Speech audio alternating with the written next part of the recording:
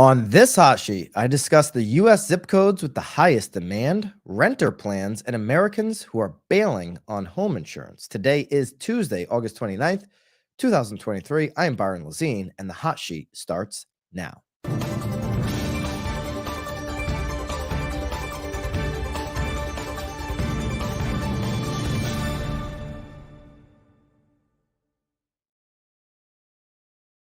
Welcome back to the hot sheet for returning listeners or viewers, and welcome to the hot sheet if it's your first time. Morning Bam, bring the heat to Inman and to NAR. So for those of you that are real estate agents, you know exactly what that's all about. I mean, NAR, what a diabolical performance yesterday. I mean, they were so late to the party on announcing that their president resigned. I mean, hours later, they actually had a social media image or graphic on Instagram and other places, Twitter as well, that was talking about, um, you know, realtor safety and how to avoid being stalked while their president had resigned for sexual harassment allegations. And they've just got this post just sitting up there. But this is what you get when you pay $46 million to Hava's marketing group and just like put a blind eye to whatever is going on. Anyways, I'm not going to go down that rabbit hole. Dawn, I am ready for the hurricane. I'm up in Connecticut. Love for you guys as you're jumping into the live chat to let me know which market you're tuning in from. I had an interesting travel experience last night. I don't know if you guys want to hear about it or not, but maybe the worst travel experience of my life. Got into New York fine. Flight was fine. Thank you, Delta. Beautiful flight. Very, very safe. And on the way from New York to Connecticut, spent some time on a bridge, spent some time on the bottom of an off ramp in the Bronx, had some car issues there. I will tell you, you do, for your safety and the safety of others, you do not want to have a blown out tire on a bridge in New York. There's just nowhere to hide. It is very unsafe. Anyways, less on that and more on the most in-demand zip codes for U.S. home buyers. All right. CNBC did a piece from a recent Realtor.com study where they went through the top 15 zip codes for U.S. home buyers that are in demand. The 2023 rankings for each zip code are based on two things: how quickly homes were sold and the median number of times listings were viewed on Realtor.com. So remember, this is Realtor.com data. How fast are they sold?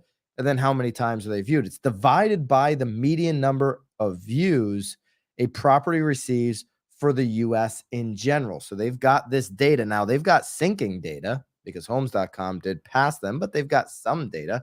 It's like third or fourth place data if you're looking at the portals, but we'll give it to Realtor.com and see what they think. And I'd love to hear your thoughts in the live chat below. All right, number one comes in Ohio. Okay, I should have probably figured out how to pronounce this one before I did the show here, but it's 43230 in Ohio is what I'll go with. Gahanna, I would imagine, is the name of the town in Ohio. Views per property versus U.S. median, 4.5 times higher than the U.S. median for views on Realtor.com. Median days on market is 13. Median price is $389. Southington, Connecticut. Connecticut's on the list 3 times in the top 15. Southington, Connecticut's viewed 5.7 times more than the U.S. median. I can tell you just from data perspective, there's really no inventory there. Ridgewood, New Jersey. Shout out to my Ridgewood, New Jersey peeps. I believe our friend Liz works that area. I don't know. Anybody from New Jersey here? Let me know if you work the Ridgewood area. 3.3 times per property in Ridgewood, which is $918,000 median price point. Andover, Mass at a 1.1 million, highest on the list. 3.3 views per the U.S. median. Nazareth, Pennsylvania, Highland, Indiana, Trenton, Michigan, Norwalk, Connecticut, Pittsford, New York, and Baldwin, Missouri are the top 10. So Torrington, Connecticut, Louisville, Charleston, Columbia, South Carolina in 13 and 14, and then Dayton, Ohio round out the top 15. The highest views per property versus the U.S. median was in Southington, Connecticut at 5.7. The second highest was the 43230 area of Ohio. Now, these days on market, depending on how they track them, don't seem like they would be the lowest in the country. 13 for the leader there. Let me know, Southington, calling BS, Don. Southington. Now, Don, I will say Southington is it's very easy. It's a very easy market to sell in if you've got inventory in Southington. I did a flip there, I don't know, maybe a year and a half ago, and it was a home run deal for us. But yeah, Southington sells, moves through very quickly, and there's no inventory. A lot of these areas are look at a lot of these areas too, by the way. These are not, major cities. You've got a lot of buyers that are looking outside of major cities, maybe locations that are close to a major city. Southington, close to Hartford, Norwalk. You can commute into New York City. Okay, Charleston. That's not a major city. It's a nice, I wouldn't call it a tourist city. It's a nice little city, very comfortable city. Dayton, Ohio. These are not major cities. Ridgewood, New Jersey, close to a major city, not a major city itself. So overall trend there on where the buyer demand is coming from. Okay. Now listen, the demand is what it is. It's going to be strong. It's going to continue to be strong. But if there's no inventory, like we spoke about yesterday, you're going to continue to see this. You're going to continue to see the national home price push up back to peak levels. Look at this chart here. This will be available for all BAMX members in our daily download in BAMX. If you're not a BAMX member, use code HOT to get 10% off. Look at this here. The pandemic correction, which dropped as much as 2.5%, 3.5% in some areas. We know some areas went, as much as 10%, Austin, Texas, and some other places, before bouncing straight back up. If the next Case-Shiller, this is Case-Shiller's numbers, which a lot of people consider the gold standard. The next Case-Shiller report for June has us going up 0.93%. We're going to be even with our peak during the pandemic on home prices, on home price values. This could continue to go up. Remember, Zillow's reporting that we're going to have 6.5%. We showed this yesterday, and that chart's in the daily download yesterday on BAMX, that Zillow believes over the next 10 months, home prices are going to go up 6.5% between now and July of 2024.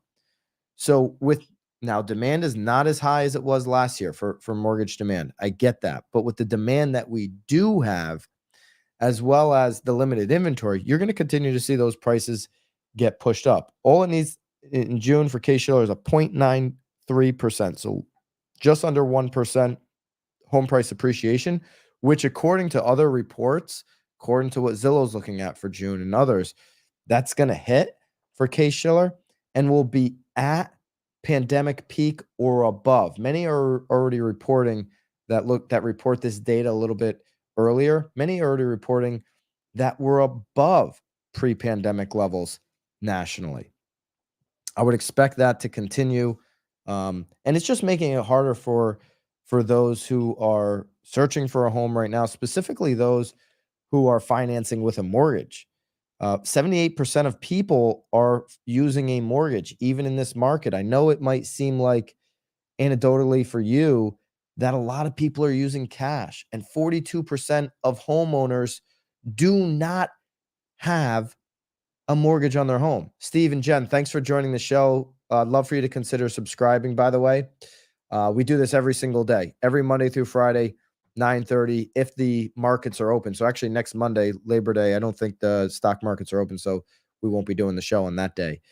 Okay, so 42% of homeowners do not have a mortgage.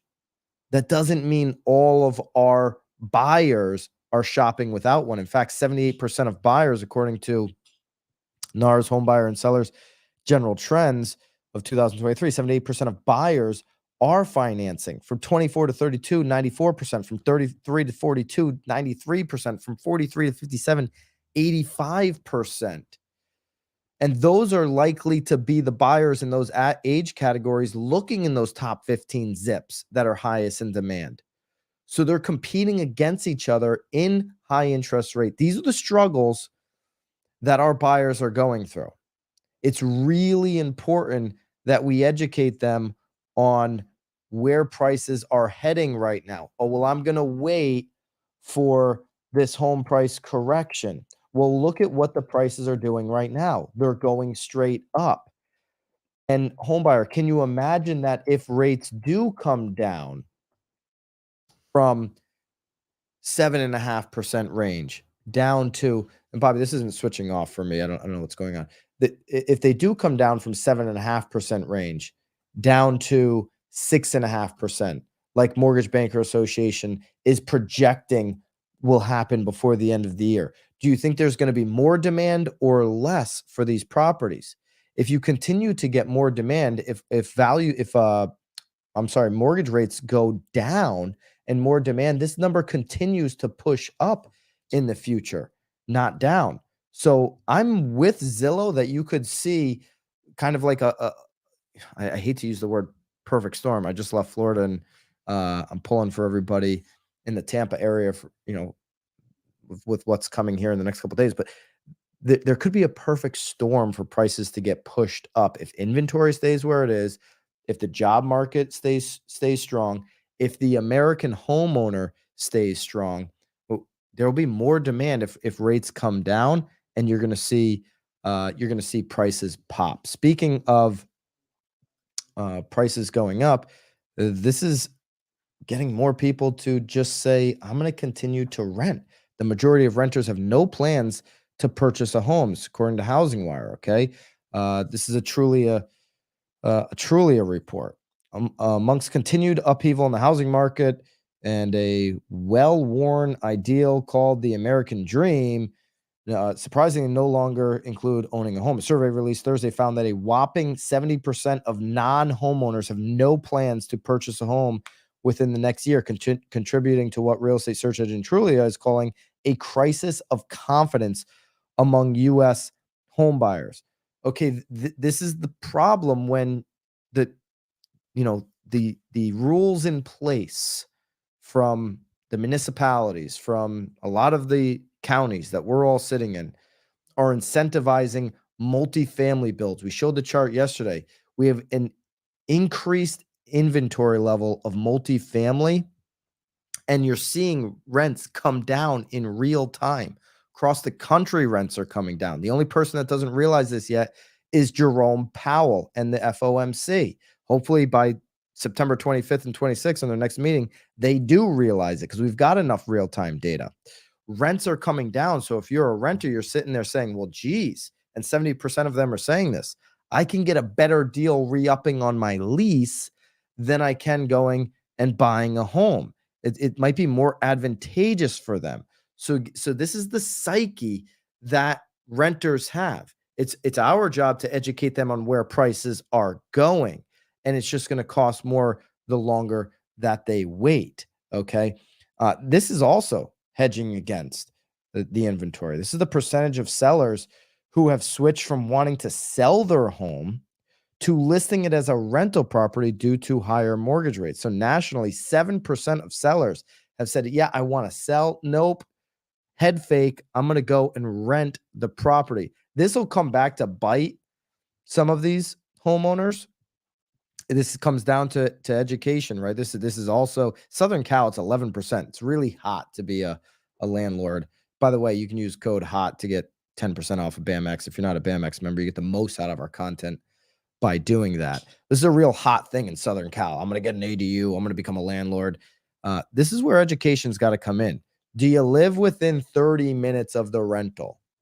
Okay. If you don't live within 30 minutes of the rental, you're not a sophisticated landlord. You've never been a property manager. Don't do it. Promise you're going to get into a headache, especially right now, as there's so much inventory in Q4 coming on in multifamily, especially places like Tennessee, Nashville, Tennessee, to be specific, Tampa, these other areas where there's a glut of multifamily properties coming. If you're a first-time landlord and you're competing with brand new construction, think how builders are getting creative, buying down the mortgage rate. These property developers of rents, they're going to get creative. Maybe 2 months free. You're going to see that this winter as we've got more rental inventory coming onto the market. So if you're going to be a first-time landlord, you're not going to self-manage. You're not going to live within 30 minutes. Recipe for disaster. Been there, experienced that myself back when I had no experience.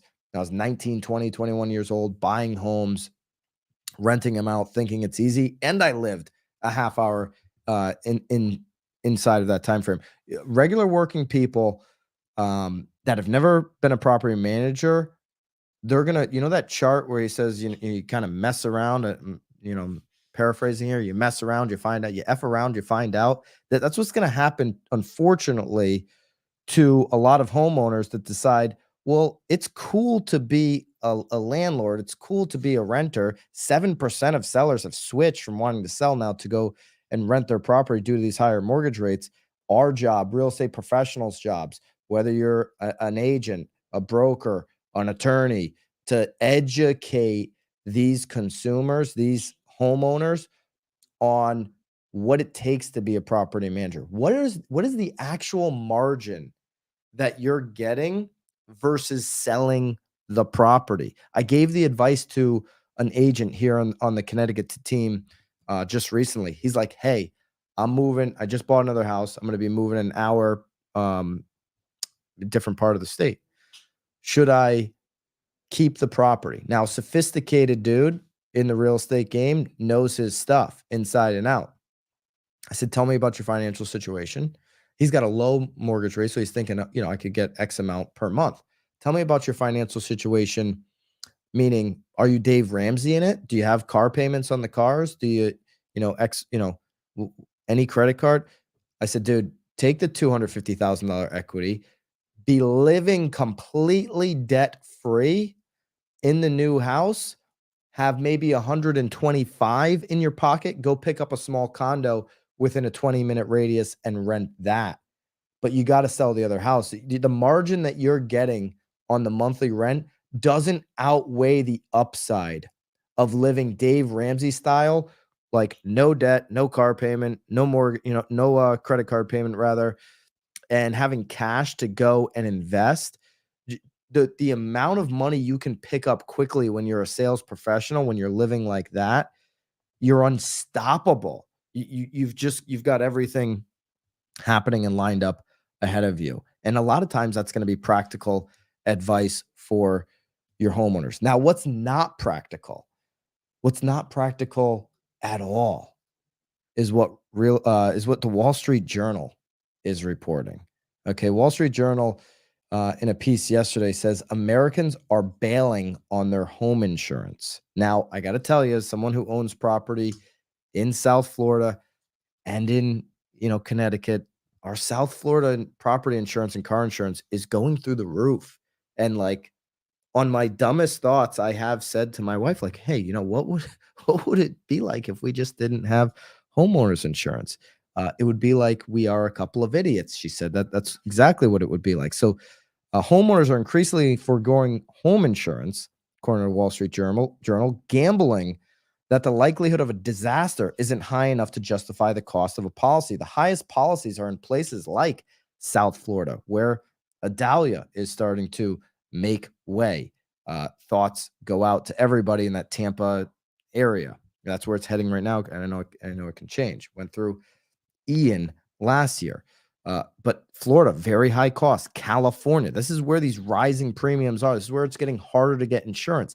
My uncle never was a smart guy. Okay, I've got lots of uncles. One of my uncles, never really a brilliant guy to begin with.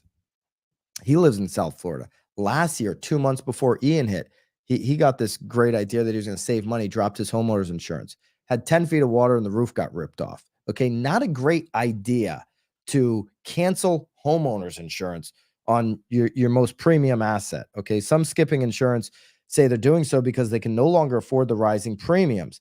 The national average for home insurance based on $250,000 in dwelling coverage increased to $1,428 annually, up 20% from 22, according to Bankrate. Others, particularly among the wealthy, say they have enough money saved to rebuild or move elsewhere should your home be destroyed. Now, there can be a case to be made for a really wealthy individual on the water where flood insurance is super high. Hey, Tampa, thinking about you guys. Hope you guys are gonna be a-okay. So there could be a case to be made. Super wealthy, on the water, high flood insurance when the flood insurance policy basically doesn't cover anything. Because sometimes that's the situation. It's like, okay, well, I'm gonna have to pay all this money anyways when I get wiped out. So what's the point of the policy? I've seen people make that decision. Here's a situation with the uninsured. Larry Farnholt hasn't had home insurance in more than 25 years. He estimates he saved more than 50,000 on his roughly 1,100 square foot LA home. Okay, the 73-year-old retired public defender didn't renew his policy when he paid off his mortgage. He says he could have afforded a policy, but thinks the risk of wildfire or flood is very low in his neighborhood. Maybe that's true.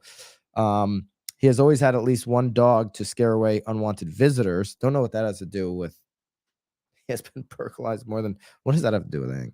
It would probably be financially devastating if I lost my house, but I have enough money in savings to move into a condo in that event. So I don't know. Guys hedging his bet. This may be an opportunity for listing inventory for people that are just like pinching the pennies, because again, rents are becoming more affordable. And so doing some data in your community, it's like, okay, where are insurance policies going up the most?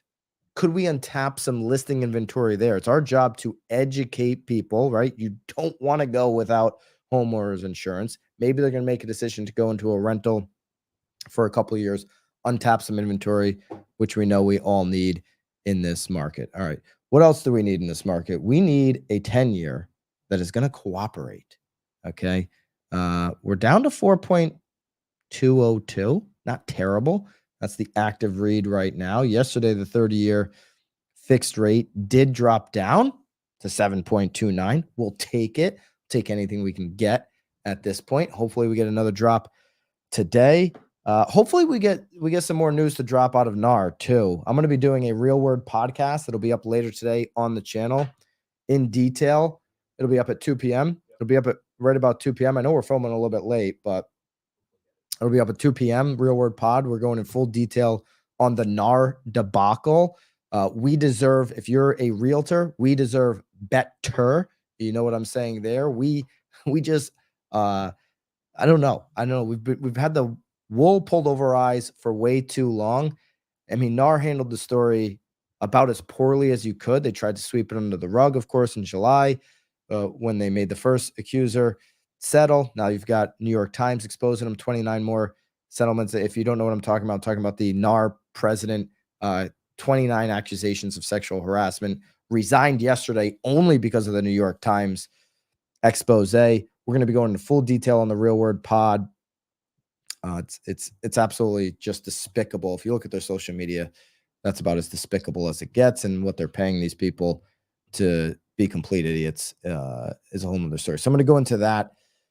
And 10% off of BAMX. Use the code HOT if you want that. We'll see you back here tomorrow. Thanks for all the new Hot Sheet peeps. We do this every single day. See you back here tomorrow. Until then, toodaloo.